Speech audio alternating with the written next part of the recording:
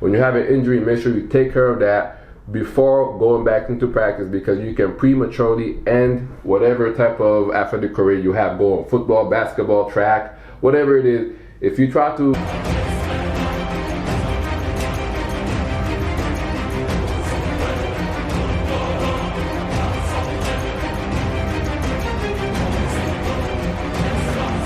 What's up guys, Athletic Education here, and I'm back with another video, and I hope you're all doing well and staying safe. So in this video I'm going to be talking about my hip surgery, which I had 3 weeks ago. Actually yesterday marked 3 weeks because I had the surgery on November 12th. So I want to talk to you guys about how I've been progressing, and it's going really well, so I'm really excited to tell you guys about it. And last week I actually spoke about wanting to talk to my therapist because I thought we were moving too fast, and which I did on Tuesday, and I actually have an appointment with her today. But it went well, so I told her we're moving a little too fast because the movements were really hurting my quad, you know, especially the tendon connecting my quad to the knee. And it was just very painful getting up in the morning or just moving around in the daytime, bending down, or like when I would squat down, it would be very painful and it would feel fatigued. So I told her that, and of course she took it in stride, and thankfully she went a lot slower now. We're moving a little slower than we were the previous weeks, which I thought were moving way too fast. So I'm really happy about that, and I'm definitely seeing some progress, some significant progress actually. I think I'm starting to walk now without much of a limp, although you know I can't sustain it for too long. Let's say if I go out to the mall or something, walk around, within, God, I want to say 10 to 15 minutes, I'll probably start limping, and I would definitely need my crutches.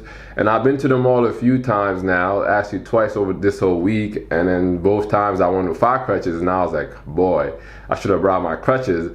But you know, when you step out the house, you're feeling good. You're like, I'm ready to, you know, go and just walk, you know, because like honestly, you take those are the things you take for granted when you have access to them all the time. Just walking around. Not being able to walk has just been like, it's just crazy, because like I go from running, jumping, lifting weights and doing all this, and then I'm struggling to just walk around the mall. So it's just crazy, but again, it's massive improvements from last week.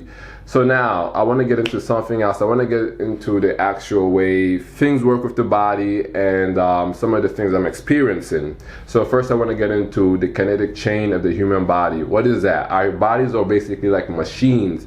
So when you have one part of the machine, let's say broken or slightly out of place, it affects the rest of the machine. Sometimes the machine can keep going, or sometimes it can just come to a full halt. And that's what I mean by how our bodies are like a machine. Because when you hurt something, or when let's for example, when you have surgery, your body starts overcompensating.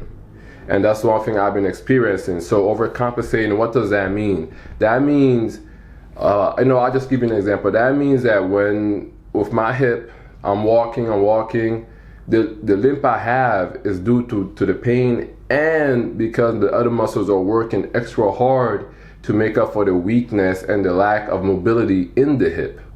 So what happens when you start overcompensating? Well, the muscles get tight, and that can often lead to injuries, which was what happened to me, I think, on Tuesday. I cannot get my dates right now, but on Tuesday, I went to the mall to go buy some clothes. I got myself a nice scarf. I got myself some nice shoes, you know, had to get a little swaggy.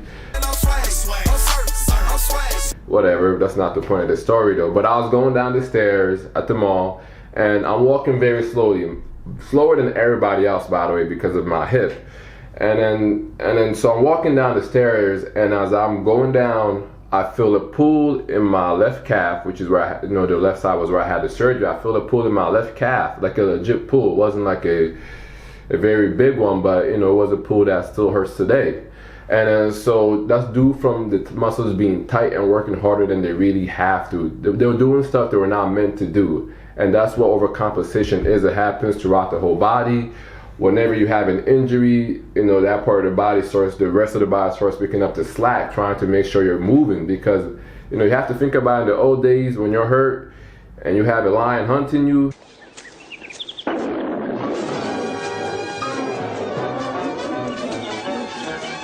Guess what, man? If you can't keep moving, that lion's gonna get you. So our bodies are designed to keep on moving, to keep us alive. So that's why our bodies tend to overcompensate, and you know, it does lead to injury, unfortunately.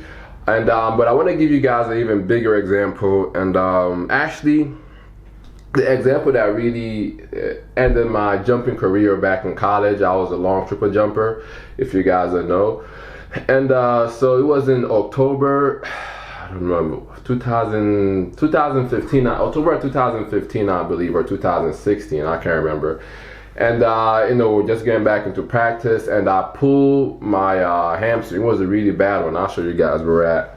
It was actually right back here on the lower hamstring, the bicep femoris, whatever they call the hamstring. I can't remember right now.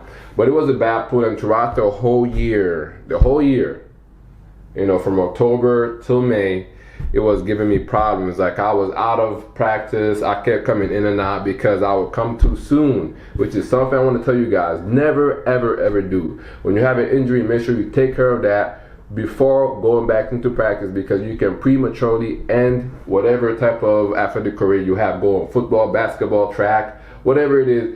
If you try to go in way too fast without properly healing, without doing the proper protocols and the rehab to get that part of your body right and healthy, so you can go out there and be completely safe, you're gonna really hurt yourself, which is what I did. So I kept coming back early, and then I would be sidelined again because I would re-pull it. You know what I'm saying? And then it got to a point where I was finally able to practice twice a week. So Monday and Tuesdays I would practice, and from there on, the whole hamstring, this was, I think, this start of the spring season in like March or February, end of February, early March. And then so the whole hamstring would get sore, and it would take about, like 3-4 days before the soreness goes away. So basically I would practice Monday, Tuesday, and then Saturday, and we had the meet. So that's what I was doing. And then hey, I just want to add in there, I still ended up jumping 23 feet, by the way. You know, I'm very proud of that. With a bad hamstring, I did that where I was hardly practicing. So yes, I am bragging a little bit here. But yeah, so the whole hamstring would be very sore. And then finally it came to a point where at the conference championships, you know, that week I practiced extra hard because I was like, man, like, I'm only practicing twice a week. By the time Saturday comes around, I've lost some of my explosiveness because, you know, I'm not keeping my body in condition because I was going to the meets. By the time, you know, the meet will come around, I'd be warming up, and I didn't feel as explosive as I usually would if I was practicing the actual 4 days, you know, before pre-injury. And then so that week I decided I wanted to go hard, and I was gonna take the chance on it. And then so come meet, the hamstring is still sore. I'm warming up, I feel it. I'm like, all right, if I can just get in one good jump, I'll be able to, you know, do something with it. And then so as I'm running down, the first jump I go, it was bad. I reached a little bit on the board, meaning that I stretched my foot out to try to hit the board, which you should never do as a jumper, by the way. And then so I only jumped, I think, 19 feet. And then the second jump, it was a beautiful jump, and it was absolutely tremendous, actually. So second jump, I was running down the runway at full speed, and as soon as I planted my, you know, feet on the board, I felt so powerful, man. It was like, wow.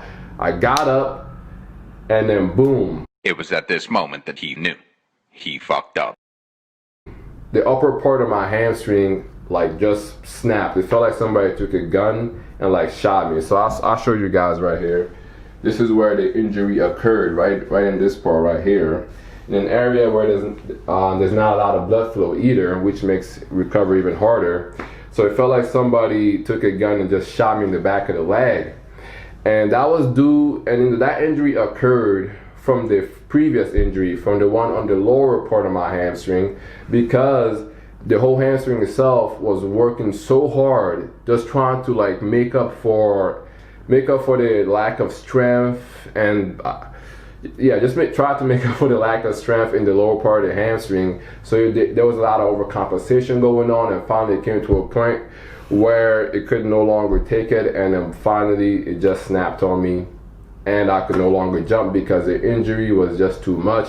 And again, I didn't practice proper protocol rehab, and it just took me out of commission for good.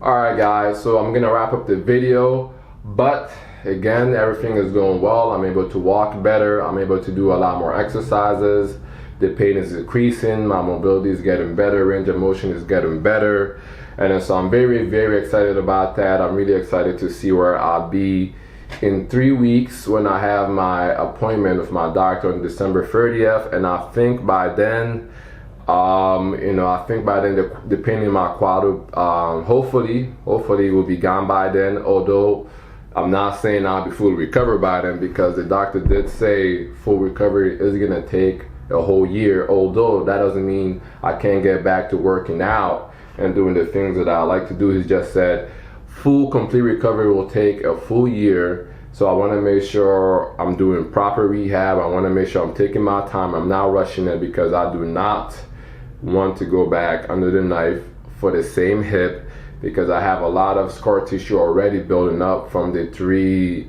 incisions he made.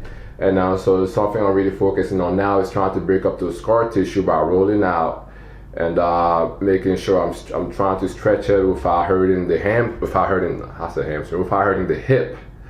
And then, so that's something you also got to keep in mind when you have injuries, which, there's scar tissue. You have to try to make sure you get rid of scar tissue.